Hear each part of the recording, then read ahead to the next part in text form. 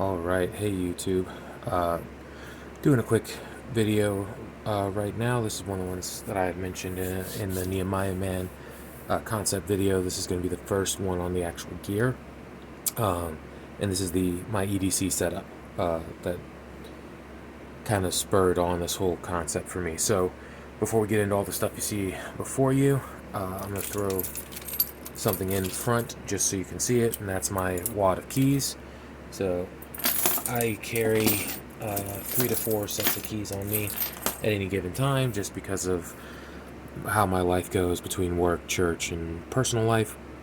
Uh, so, yeah, now let's get into all the setups. And like I mentioned in the Nehemiah concept video on what is a Nehemiah man, the concept is based around the part of the story where it says they labored with one hand and with the other hand they carried the sword. So this is the daily life aspect of that. So we'll start with the belt and then we'll go into what's on the belt and then into the pockets. So the belt, you'll have seen a video that come out just before, or a month or so before this one. On this belt, this is a Core Essentials click belt, or ratcheting belt. I don't actually remember what they call them. This is my second one. I love these belts. Sorry, hold it a little bit better. I'm working from behind the camera at a weird angle. So on the belt, to start that off, I always carry a fixed blade. Normally, honestly, it's not one this big. It's usually like a little spew, but I got this on a really good deal from Blade HQ, so I wanted to give it a shot. This is the Gerber Convoy. If I remember right, you can see it's got some rust on it, needs a little TLC, but yeah, so that lives right here, and this would be on my left-hand side, so that the draw could be done like this or whatever. And then you see this fast clip underneath it. That goes to this other fast clip. They work in conjunction.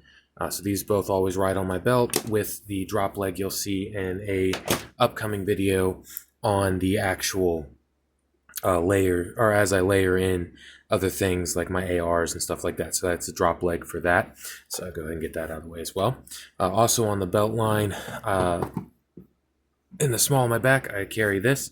This is a Blue Alpha Gear Micro Trauma Now kit, and you can see it's a little beat up from wearing it every day.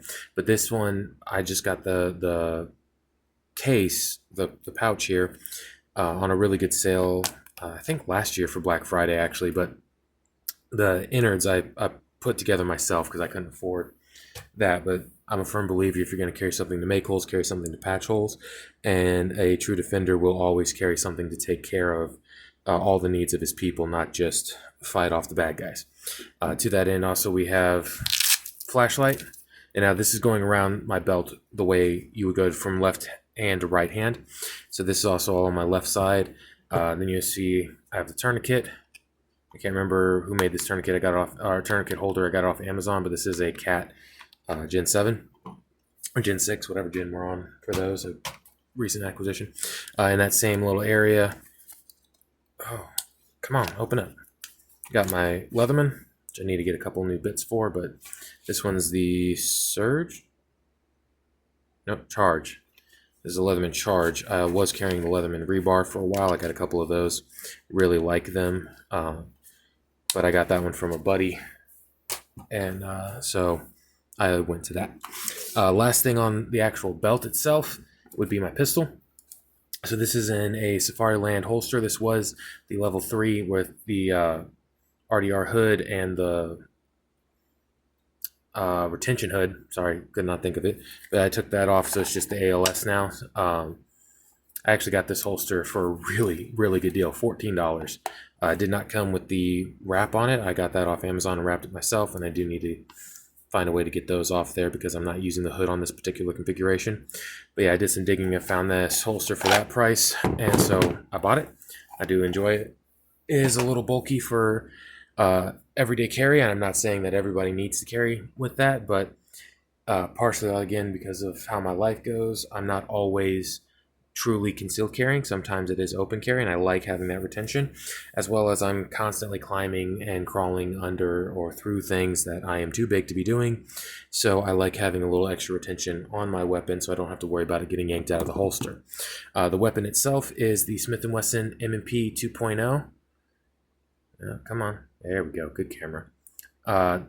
Riding on it, we've got the, obviously it's an Optics Ready 2.0, and this is still the hinge trigger version. I haven't gotten anything with the new trigger on it yet. I do plan on picking up a carry comp here soon, hopefully. Got TLR1 weapon light. That's the weapon light I run on all of my guns, either TLR1 HL or TLR1 strobe, whichever one, honestly, I can get at a really good deal on one of the surplus sites. If you check those out, I've picked up several for anywhere from 65 to what was it, 65 to 90 bucks, and never had any issues with them. The optic I'm running, sorry, the camera's freaking out a little bit, is the Holosun 507C, and I've mentioned this before. It's a good optic. I like it. It's got the solar panel backup, which isn't really solar panel backup, so I don't know why we call it that, but anyways, great optic. If I was going to do it again, I would not buy this one, just because I don't use the circle reticle in this context. Let me set this down, get my hands out of the way so the camera will stop auto-gating like that. I'm just using the dot, so there's no point in spending the extra money for the 507 versus the 407. The 407 has just the dot and doesn't have the circle dot as an option. If I was going to put this on my shotgun, I would go with that because that ring is great for patterning buckshot in most cases. But I'm not. I'm using it on a pistol, and it's a little too busy for me, for my eyes. I do have astigmatism, so the dot's already not a perfect circle, so adding a little bit extra for my eyes just doesn't work good. I know some people love it, but I don't. Honestly thought I would. That's why I bought it. But yeah, so that's the pistol. As you can see, just a standard 17-round magazine in it. Magazine's beat up because I carry this gun all the time, and I live in the South, so sweat is a thing. Now getting into the pockets, this is going to be my left back pocket. So this is half of a SWAT tee that I've cut down and just kind of shoved into a plastic bag to help keep it together. I don't carry this as a tourniquet option, really. I carry it to use like as a pressure bandage, as well as it rides next to the spare 17-round magazine, just kind of like that in the back pocket, and it helps keep it from shifting too much. So it's kind of just a placeholder till I pony up and get myself a Neo mag. A couple of my buddies do run Neo mags, or used to, and I just never got around to buying myself one. Back right pocket's just my little billfold. Not much in there because I'm broke at the moment, but yeah. Also, the only thing that's not been in this for what I carry on my person on a daily basis is my cell phone. I do typically record on that, but I got one of my old cameras, old phones working for this video, so I'm gonna see how that goes, and hopefully this will be my dedicated YouTube camera for a little while. In the pocket with my phone, I just carry a pen. My mom got me these. I actually really like them. They're super fine. Come on, let's see if I can show you. Yeah, it's a super fine tip, but she got me a bunch of the refills for them too, and I really do enjoy that pen. They're a little temperamental as far as like if it gets clicked on in your pocket, the tip getting messed up, but when they work, they're great. And then just some regular stuff, so headphones and hand sanitizer. I do believe you should carry that because it's super useful for a bunch of different things. And this is all going to be like my right pocket or cargo pockets. I like to carry redundancy for fire, so I carry a lighter. I do sometimes smoke cigars and pipe, so that's one of the reasons for that. And the other reason is just easy fire. And then I carry flint and steel. This is something I started carrying back when I was in high school and just kind of kept doing. I think this exact one does make an appearance in one of those old videos if you want to go back and watch that. Yeah, I've been doing YouTube videos since high school. But anyways, you can also see this has got a bunch of dirt and stuff on it. That's from, I usually have the adjustment tool for the 507C attached to this, and just with some electrical tape kind of holding it on, but it came off at some point and now I got to get a new one. But yeah, so I like carrying that around. Not so much because I've had to adjust the zero on the optic, more so because the battery when the battery goes dead, I like knowing exactly where that tool is and having it with me, because I do try to check on it and make sure it's not dead before I'm leaving the house.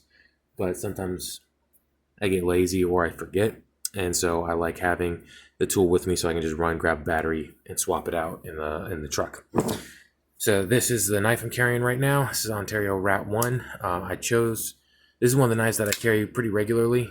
If you know me in real life, you know that I haven't been carrying this one recently, and that's really just because I was carrying my Schrade. I have no idea what the model is for that, but it's an out the front assisted opener. Really cool, fun knife.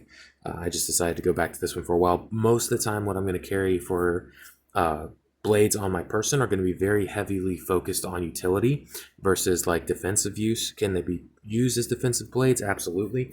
That is one of the reasons that even like with this convoy, I do like having it in its size because it is more handy as a defensive blade than a smaller knife.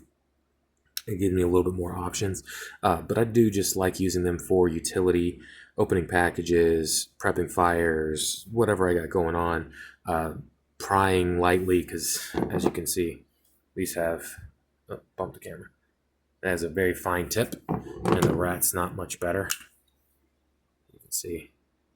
Yeah. So I don't do a whole lot of prying with them because I don't want to break them, but yeah, so that's kind of what my EDC base setup is. I'm going to do another one on how some of the things that I layer in for like Sunday mornings, or just because like I've got a couple of other fixed blades, a dagger, and a really large Tonto that I made, the Tonto, not the dagger, that get layered in occasionally depending on what's going on. And those are more just because I own them and I want to. But yeah, so again, this was kind of to help give some ideas of ways to do this, to be the Nehemiah man, to be ready in and out of season for whatever may come. And again, you don't have to carry the way that I do. Give me 1 second, I'll grab an example.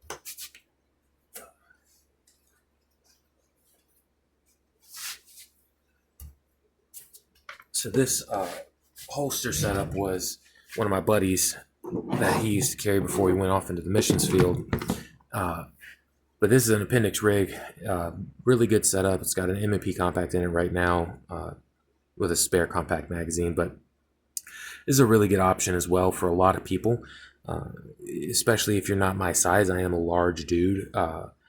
Even at my fittest, I was still 300 pounds, and I'm 6'3", so I'm a very, very big dude. And this doesn't really work for me, but for a lot of my guys, this does. And so this is how they carry appendix, and they don't have to worry about some of the things that I do carrying strong side, which is why I went to the Safari Land holster.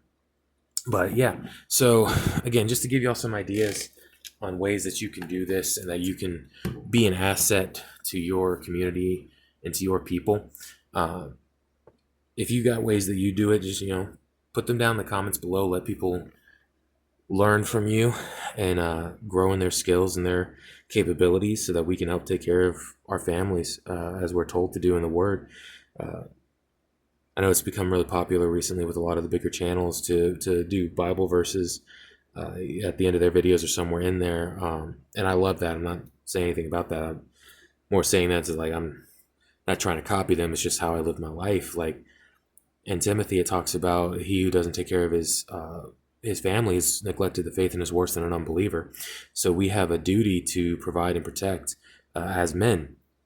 So this is just to help give some ideas on how we can do the protecting side. Providing, you got to kind of figure out on your own. And I don't mean that in like a callous way, but like I don't know what your situation is. I can't tell you what job to get and all that kind of stuff. But yeah, so hope this video was helpful to y'all. I hope you all stay tuned for the upcoming videos as we get deeper into this Nehemiah concept, and eventually I'll show you some of the bigger setups as far as weapons are concerned, and different setups that I have for different purposes. We'll start next, like I said, with the layered EDC of what gets added into this, and then we'll go from there to my primary everything's gone sideways AR, and then other AR builds that I have as stash guns or whatever, kind of showing off, not showing off, but showing some different ways to set things up that you can be a better prepared individual for whatever comes. Because just because the world ends doesn't mean our job does. All right. Peace, guys.